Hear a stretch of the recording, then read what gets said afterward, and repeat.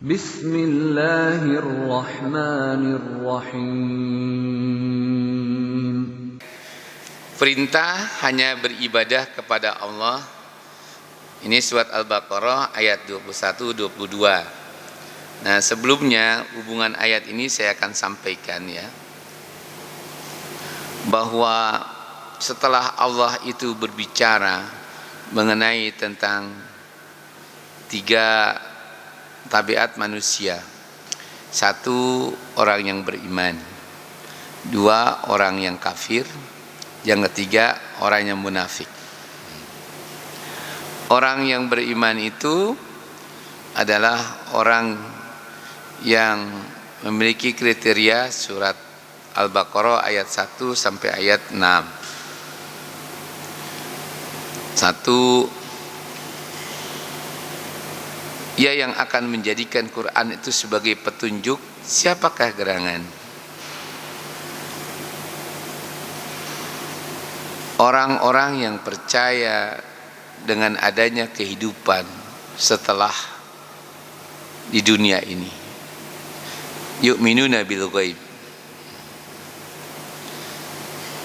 Jadi percaya dengan yang gaib itu adanya kehidupan akhirat. Ini adalah tanda orang yang beriman. Yang kedua, orang yang mau mendirikan salat. Yang ketiga, orang yang mau berinfak setiap kali dia mendapatkan rizki. Itu bukti keimanan. Yang keempat, wabil akhirati hum yuqinun. Orang yang yakin betul. Orang yang memiliki kepercayaan yang bulat adanya surga, adanya neraka. Ini surat Al-Baqarah 1 sampai 6. Sedangkan yang kedua, yaitu golongan manusia yang kafir. Siapa orang kafir itu? Yang menolak atau menutup diri dari apa yang telah diperintahkan oleh Allah. Maka Allah berfirman, innal ladzina kafaru sawa'un alaihim a'anzartahum am lam tunzirhum la yu'minun. Secara umum, orang kafir itu adalah orang yang mereka itu diberikan peringatan atau tidak diberikan peringatan, diberikan nasihat atau tidak diberikan nasihat. Mereka orang yang tidak pernah berubah hidupnya. Dablek. Itu orang kafir. Dinasehatin, enggak dinasehatin, ya begitu aja hidupnya. Itu maksudnya innal ladzina kafaru sawa'un alaihim a'anzartahum am lam tunzirhum la yu'minun. Tetap aja enggak beriman. Makanya kalau kita mendakwakan orang kafir itu, ya sudah, Allah mengibaratkan seperti orang yang menghalau ternaknya. Kita teriak kambing itu, jangan dimakan, ini punya orang. Kambing itu bengong, tapi begitu kita biarkan, makan lagi enggak dia? Nah, itulah orang kafir. Maka dikatakan yani iku minas sama. Sawa'un alaihim a'anzartahum am lam tunzirhum la yu'minun. Sedangkan orang munafik itu mulai ayat 7 sampai ayat 20 kemarin. Ya, kita sudah enggak ulang lagi, tapi yang perlu saya sampaikan di sini bahwa orang munafik itu kita lihat ya, orang yang menyelamatkan dan menghidupkan seseorang disebabkan oleh keyakinan politisme. Hati mereka itu orang munafik dengan kebencian dan ketakutan. Jadi selalu hatinya orang munafik itu benci dan penuh rasa was-was ketakutan. Terutama ketika mereka itu mendengarkan panggilan atau seruan kalimat tauhid. Jadi yang takut betul dengan kalimat tauhid la ilaha illallah itu adalah orang munafik. Ingat itu. Orang kafir sih biasa-biasa aja. Tapi kalau orang munafik mendengarkan kibaran bendera Rasulullah, la ilaha illallah, teriakan juga la ilaha illallah, mereka itu benar-benar seperti terbakar, takut. Nah, itulah kata Ibnul Qayyim Al-Jauziyah rahimakumullah. Nah, sedangkan ayat 21 perintah hanya beribadah kepada Allah. Orientasi hidup yang benar itu adalah peruntukan semua segala hidupmu, amal perbuatanmu, hidupmu, matimu semata-mata karena Allah. Seperti ikrar kita, inna salati wa nusuki wa mahyaya wa mamati lillahi rabbil alamin. Orang yang memperuntukkan semua salatnya, ibadahnya, terus hidupnya, matinya hanya untuk Allah, inilah orang yang hidup penuh dengan ibadah.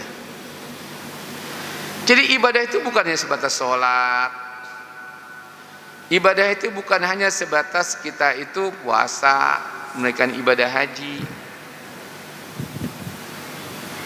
Jadi setiap aktivitas yang kita jalankan dalam rangka untuk mencari atau mengejar keridhaan Allah itu ibadah. Seharusnya itu perintah. Maka peruntukkanlah semua segala kehidupanmu di dunia ini untuk mendapatkan ridho dan cinta Allah. Itu ibadah sudah. Ini yang perlu kita renungkan. Mana contohnya? Di samping tadi saya kutip pendapat Imam Syekh Muhyiddin dalam bukunya Al-Irsyadu ila I'tiqadis Sahih, menukil perkataan Ibnu Taimiyah, al-ibadatu kullu ma yuhibbullah minal qawli wal amali. Ibadah itu semua aktivitas yang kita jalankan untuk mendapatkan cinta dan keridhaan Allah, itu ibadah. Dan itu diperintahkan oleh Allah, kata-kata ya ayuhan nas u'budu rabbakum. Hai manusia, peruntukkanlah semua segala kehidupanmu ini untuk Allah, yaitu Tuhanmu. Ini maksudnya. Sebagaimana Rasulullah SAW berkata kepada Mu'adz bin Jabal untuk selalu berdoa setelah selesai sholat, Rabbi a'inni ala zikrika wa syukrika wa husni ibadati. Siapa yang mendapatkan keuntungan dari sholat? Bukannya Allah. Allah kita tidak sembah juga tetap mulia. Tapi yang mendapatkan keberuntungan dari amal ibadah sholat itu adalah kita yang menjalankan. Di mana keuntungannya? Wa aqimis sholata li zikri. Dirikan sholat untuk mengingatku. Karena sholat itu media agar kita bisa ingat Allah. Itu yang harus kita renungkan. Jadi kalau ditanya, orang yang hidupnya penuh dengan ibadah itu siapa? Ahli zikir. Siapa ahli zikir itu? Orang yang selalu ingat Allah. Surat Az-Zariyat ayat 56, tidaklah aku menciptakan bangsa jin dan manusia kecuali hanya untuk beribadah kepadaku.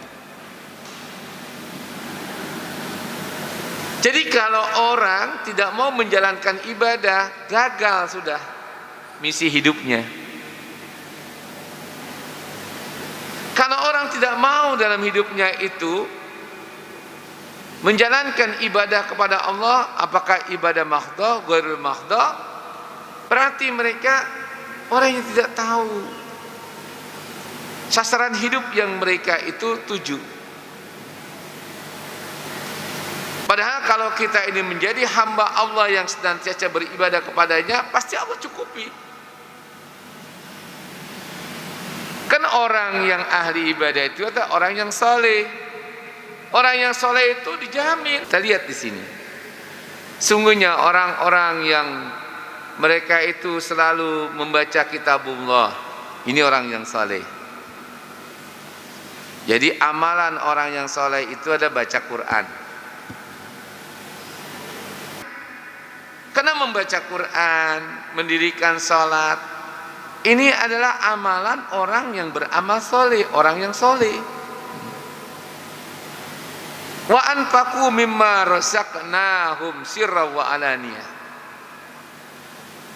Berinfaklah apa-apa yang Allah rizkikan kepada kalian. Jadi yang ketiga, kalau kita pengen jadi orang yang saleh, kalau punya rizki, jangan lupa berinfak. Kalau kita punya anak, pesan nak, jangan lupa di samping kamu ya rajin baca Quran, dirikan sholat. Kalau punya rizki, bantu fakir miskin, berinfak. Yaitu orang yang mau selalu mereka itu mendapatkan, mengharapkan perniagaan yang tidak merugi. Apa itu contohnya?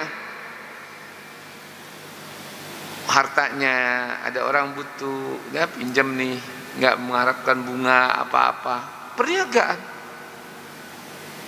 Ilmu diajarkan pada orang lain, dia nggak takut capek, nggak takut kehabisan. Itu tanda. Dan kemurahan hati itu merupakan adalah tanda amalan soleh. Orang kalau mereka itu rajin baca Quran, rajin sholat, suka berinfak, dan juga orang yang selalu murah hati, niscaya la yuwafihum ujurahum, Allah akan berikan, cukupkan balasan. Wa yazidu min fadli, dan hidupnya di dunia Allah akan berikan keutamaan, kemuliaan. Jadi kemuliaan seseorang itu, apakah dia cinta membaca Quran atau tidak? Apakah dia orang yang istiqomah tidak menjalankan sholat? Apakah dia ahli sedekah atau tidak? Apakah orang itu hatinya pemurah atau tidak? Itulah apa? Orang yang seperti ini dijamin oleh Allah. Di samping Allah akan berikan balasan yang berlipat atas kebaikannya, dan Allah pun akan berikan keutamaan, yaitu kemuliaan.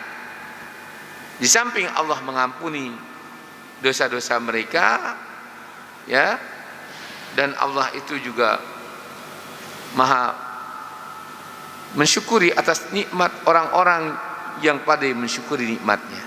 Ini keutamaan yang pertama. Yang kedua lebih jelas lagi. Amal soleh itu pendorong datangnya kebahagiaan. Jadi kalau kita mau bahagia, perkayalah amal salih. Surat An-Nahl ayat 97. Man amila salihan min zakarin aw unsa wa huwa mu'min falanuhyiyannahu hayatan thayyibah. Barang siapa yang dalam hidupnya mereka itu beramal saleh, baik laki-laki dan perempuan, dan dia dalam keadaan iman. Jadi orang mukmin laki-laki dan perempuan yang beramal soleh, falanuhyiyannahu hayatan thayyibah, maka sungguh kami akan berikan kehidupan yang baik. Jadi sholat aja nggak cukup. Jadi orang baik itu harus banyak amal soleh.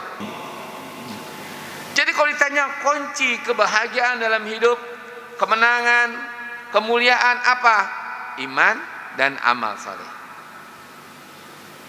Amal saleh bentuk apa terutama? Rajin baca Quran, dirikan sholat, banyak sedekah, dan hiduplah kamu dengan hati yang pemurah. Hayatan thayyiban, Allah akan berikan kehidupan yang baik. Wala najziyannahum ajrahum bi ahsani ma kanu ya'malun.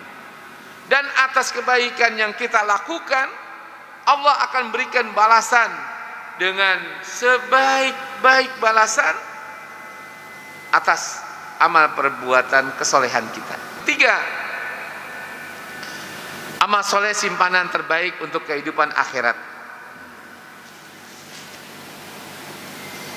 Tadi saya sampaikan Bapak, Semua kita tahu bahwa kehidupan di dunia ini hanya wasilah untuk menggapai kehidupan akhirat yang lebih baik. Dan harta yang kita miliki itu tidak akan menjadi simpanan terbaik kecuali kalau kita gunakan untuk beramal soleh. Kita sedekahkan, kita infakkan, kita jariahkan. Badan kita yang kuat, yang besar, wajah kita yang ganteng dan cantik, itu tidak jaminan kemuliaan.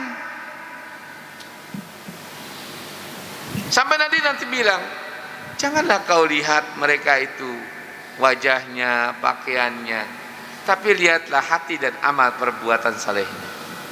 Ini hadis.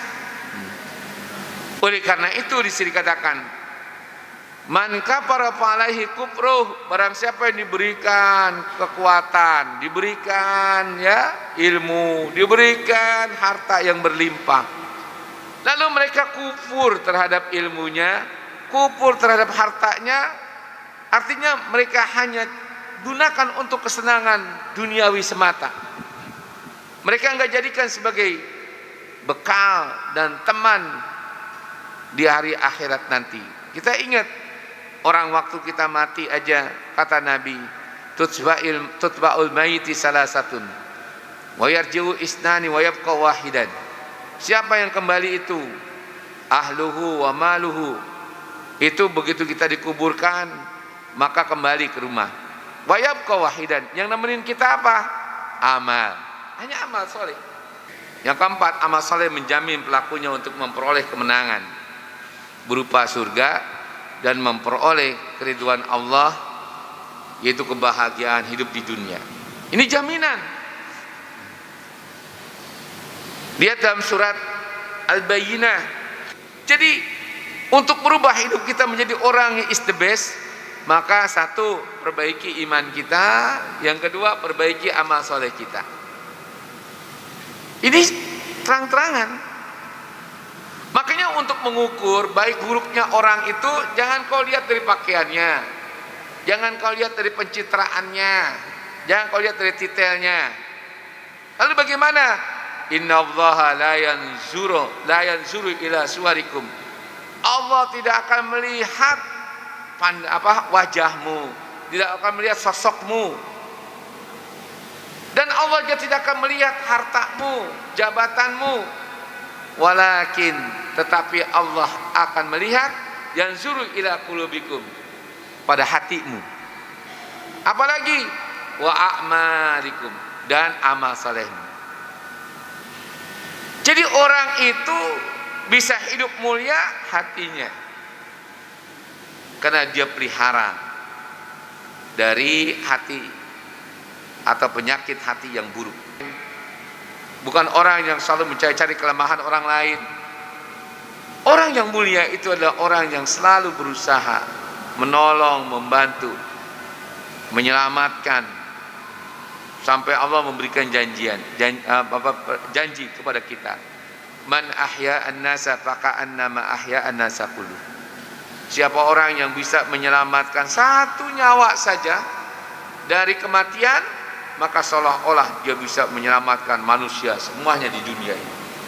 Sebaliknya, siapa orang yang membunuh satu nyawa saja tanpa alasan hukum kisos, maka seolah-olah dia telah menyakiti, membunuh banyak orang. Jadi tadi kita lihat bahwa kemuliaan seseorang itu sangat ditentukan dengan hati, menyangkut soal iman. Yang kedua, soal amal perbuatan, yaitu mengenai tentang amal soleh. Maka dia kembali ke rumah. Wa yabqa amaluhu, yang tetap menemani kita setia itu adalah hanya amalan kita. Kata Nabi, nanti waktu kita mati di alam kubur, begitu orang semua meninggalkan kita, datanglah seorang laki-laki yang ganteng, baunya itu wangi, mendampingi kita. Fayaqulu, lalu Mu'adz ini bertanya kepada Nabi, ya Rasulullah, siapa gerangan itu yang kau maksudkan? Absir billadzi yasurruka. Kemudian ia berkata, berbahagialah dengan hal yang membuatmu senang. Jadi amalan kita itu begitu sudah ditinggalkan semua, dia mengucapkan pertama, selamat hidup di alam kubur, berbahagialah kamu, karena aku diperintahkan untuk menemanimu. Wa abdilhu daran min darihi, ya Allah gantilah rumah yang dia tinggalkan di dunia itu dengan rumah yang lebih baik di alam kuburnya ini. Dan gantilah keluarga yang dia tinggalkan, yang sudah meninggalkan dia di alam kuburnya ini, dengan keluarga teman yang lebih baik dari anak dan istrinya. Itulah amal solehnya. Aku ini adalah amalmu yang soleh.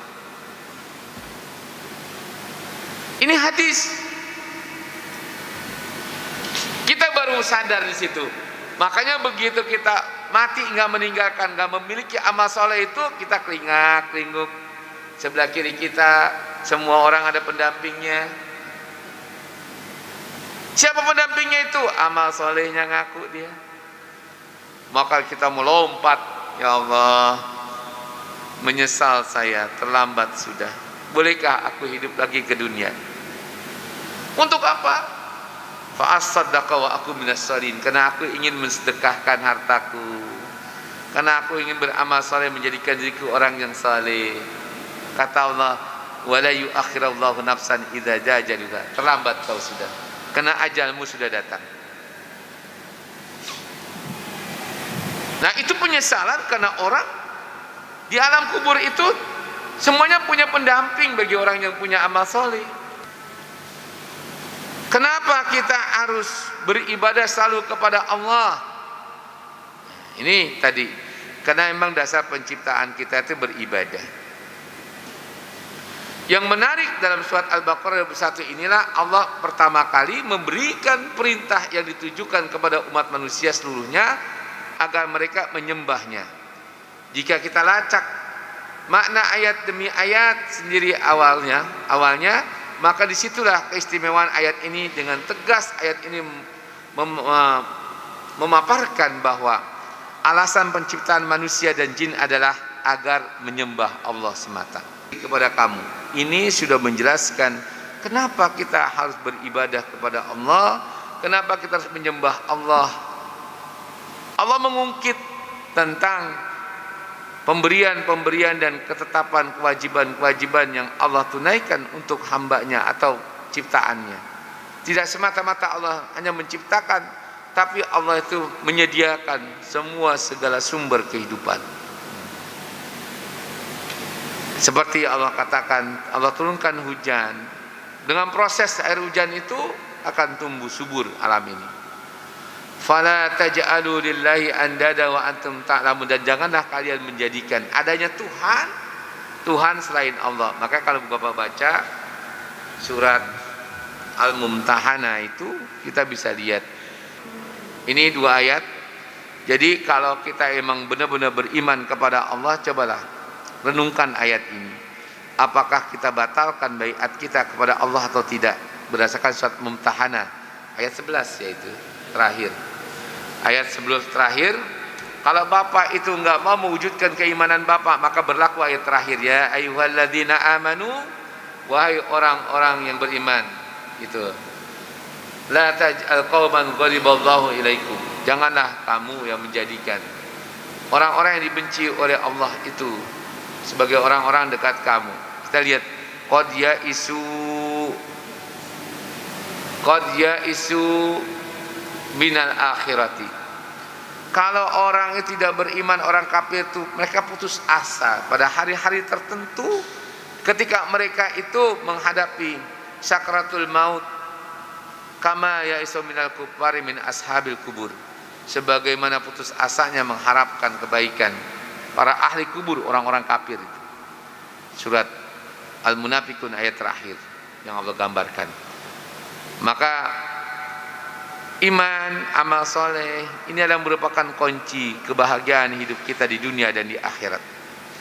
Maksiat kepada Allah membatalkan keislaman kita dengan kita itu melakukan perbuatan-perbuatan yang dilarang oleh Allah, itu merupakan kunci kehidupan yang penuh kehinaan.